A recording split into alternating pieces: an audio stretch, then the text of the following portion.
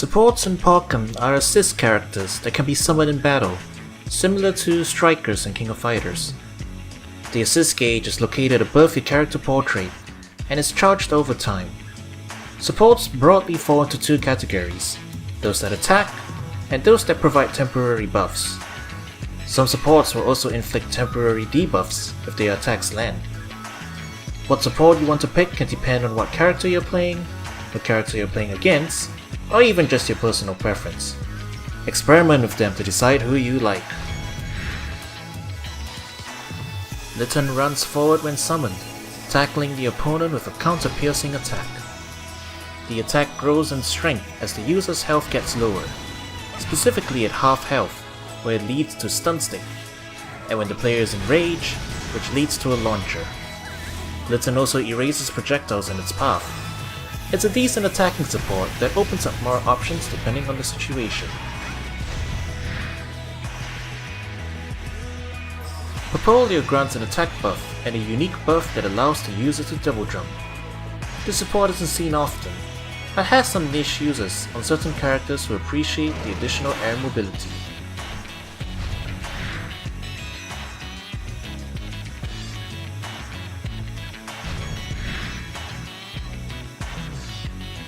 Emolga fires quick traveling lightning bolts to the opponent when summoned.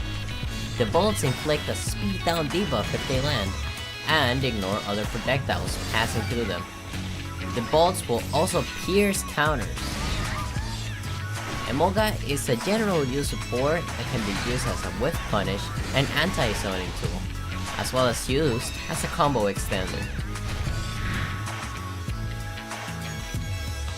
Fennekin creates a small dome of fire around the user when summoned, which pierces counters. The user is invincible as soon as it's cold, and it is an effective get-off-me option.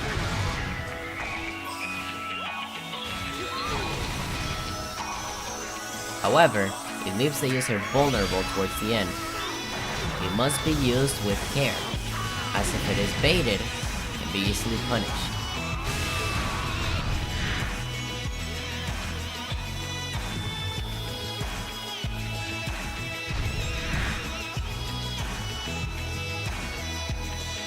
Snivy rushes forward and does a mini leap tornado when summoned, providing counter armor on the user while doing so. The attack is an effective anti-air and space control tool, allowing for follow-ups, but not scaling as much as other supports. Due to it counting as a counter attack, it's not as effective as other get-off-me supports, however, and can be itself armored true. Lapras rushes forward on a wave of water when summoned, piercing counters and erasing projectiles in its path. It's good as an anti-zoning option, and as a means to gain some ground and let you approach, making it a good choice when you simply need to win a few interactions by getting in. It's also good for shoot pressure.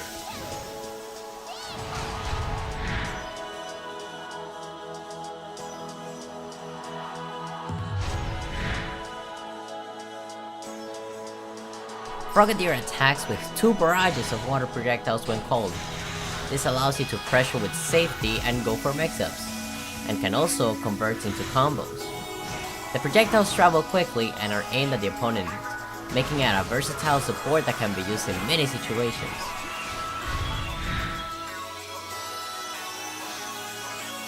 Eevee provides an attack buff and some minor healing. This makes it a simple but extremely high utility support that can fit on any character. The attack buff is extremely useful for countering opponents' burst moves, as it allows you to bypass the light armor. Characters who build up Grey Life will also appreciate the healing from the support.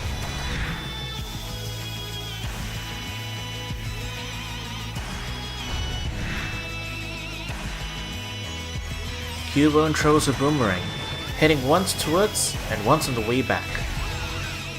A good support for adding attacking pressure like Frogadier. It can allow for some tricky mix-ups if blocked, and can also extend combos. If they do block it, it also repositions the opponent by pushing them closer to you on the return attack, so use that to your advantage. Diglett slowly moves towards the opponent and then attacks from the ground.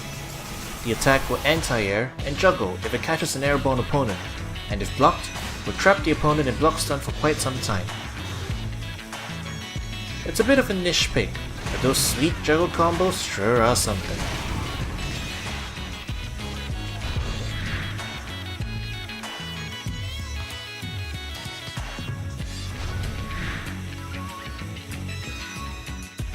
Jirachi grants some Synergy Meter and a Synergy Enhanced buff, increasing attack and defense while in burst mode. This basically makes burst even more fearsome to be up against. Whimsicott heals the user for a bit of health and negates some projectiles while active. It's a useful support for approaching a zoner. It's a bit of a niche support due to Pachirisu fulfilling its role, but just a bit better. But it's still noteworthy for lasting a bit longer, though taking a little bit longer to charge.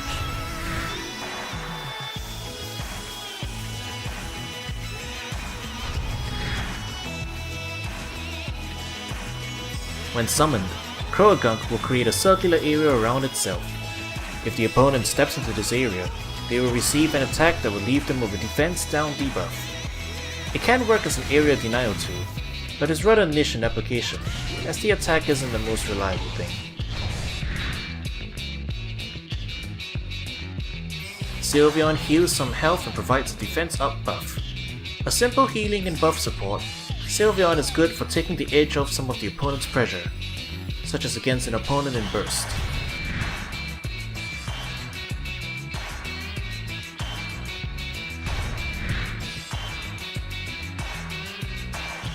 Pachirisu negates projectiles when active, similar to Whimsicott.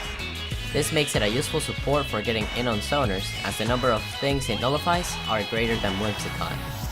While it's only active for 3 seconds, that can be all the difference needed to turn the tide of battle in your favor. Magikarp acts as a strong defensive tool. While active, if you get hit by an attack, Magikarp will drop on top of the opponent to instantly interrupt them, inflicting a speed down debuff. Do note that Magikarp will not defend against grabs or burst attacks.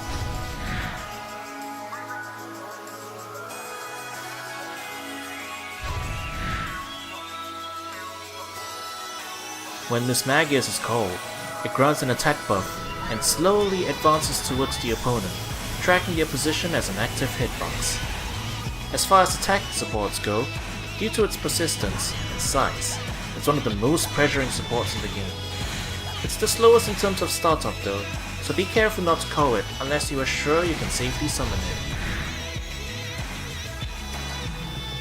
When summoned, Ninetales creates a barrier that will inflict an attack down if the opponent walks into it, as well as stunning them. It also makes the user invincible when called, acting as a reversal option. It's a very useful get off me too, that provides protection even after it's called.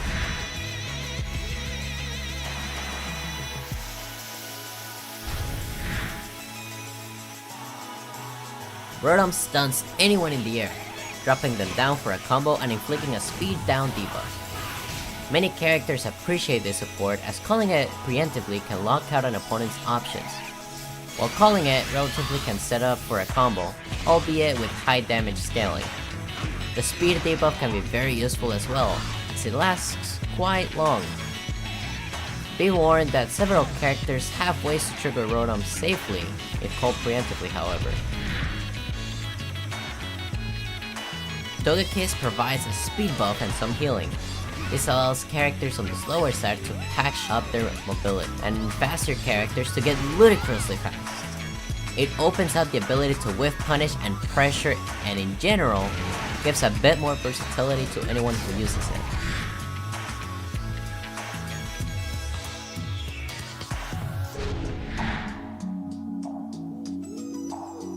Farfetch'd is a great option for both keeping pressure on your opponent and also being a great combo extender tool. When summoned, Farfetch'd closes the distance to the opponent and attempts to strike them. Whether the strike lands as a hit, into armor, or on block, Farfetch'd will continue to attack the opponent. One downside to this support is that if the opponent sees it coming, they can easily avoid contact with it by jumping or simply moving away from the attack, so it's best used if the opponent is pressured. Electrode grants counter armor when summoned, and will rush to the opponent and detonate should they hit the user with an attack while it's active. The damage it deals is quite high, and the explosion itself pierces counters. It's a bit niche, but it does act as a defensive support like Magikarp, though not as long.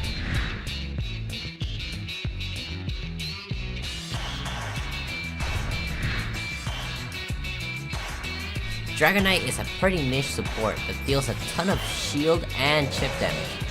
Dragonite is the poster character for when it comes to shield break setups. After a short delay after calling him, Dragonite summons a swarm of meteors that pack a punch, and also trap your opponent in shield stun if they block, or knock the opponent up in the air if they get hit by it.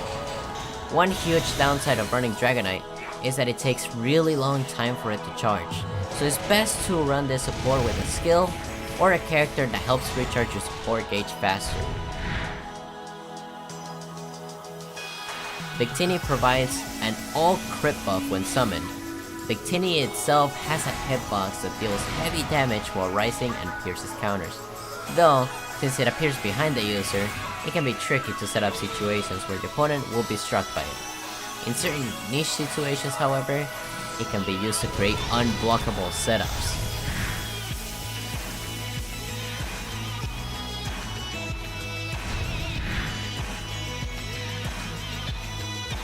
Espeon will heal the user for a varied amount of health, depending on how late into the match it is used.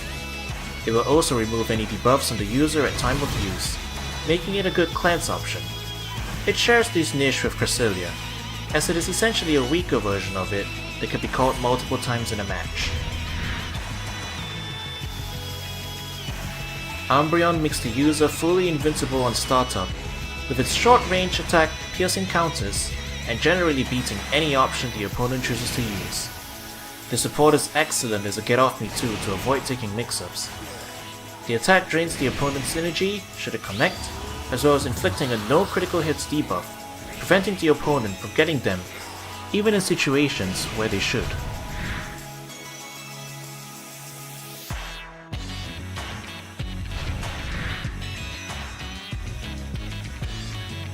Reshiram shoots a flame pillar that pierces, counters, and deals big damage if it connects.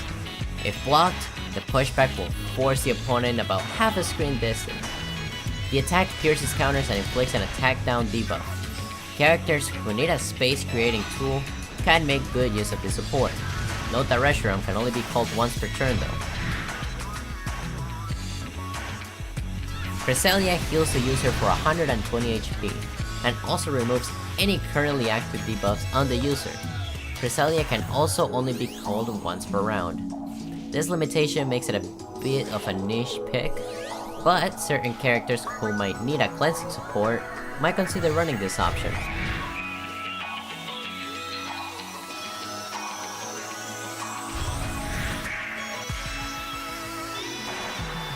Magneton fires a large, piercing, anti-air laser when called, dealing high damage and inflicting 2 debuffs, depending on whether it was called in viewed phase or in dual phase. It's a niche support for anti-airing, but the damage is certainly impressive.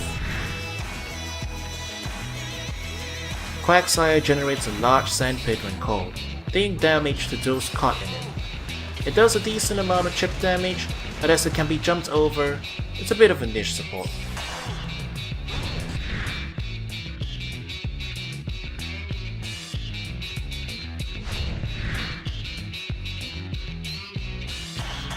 Yveltal creates a grounded hitbox that deals damage and applies a unique no synergy burst debuff, preventing the opponent from activating burst, and if they are already in burst, using their burst attack.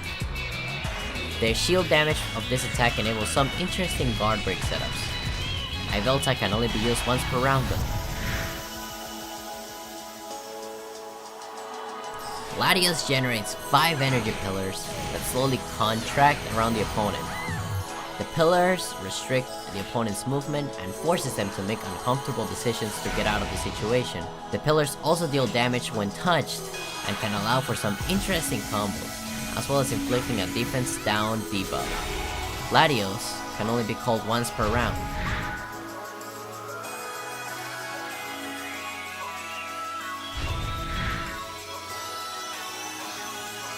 Mega Rayquaza acts as a single, high-damaging Whiff Punish option. It travels the full distance of the stage incredibly quickly, and does massive damage should it connect, piercing counters. It even charges extremely quickly. Mega Rayquaza's trade-off is that it can only be called once per round, and takes a bit of synergy with it when summoned. When summoned, Mimikyu grants counter armor and appears at your character's position, moving together with them. Once an enemy enters the attack range, Mimikyu will leap forward and attack, inflicting attack down and synergy down debuffs if it connects, as well as setting up for a combo. When used as an Okizeme option, this can set up true unblockable situations with certain characters. Mimikyu's attack can be easily triggered and jumped over, however.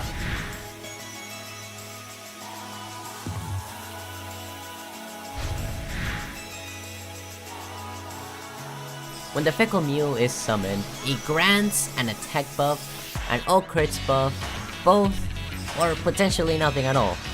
In practice, it's more often than not that you will get at least one buff, and getting both is not rare at all either.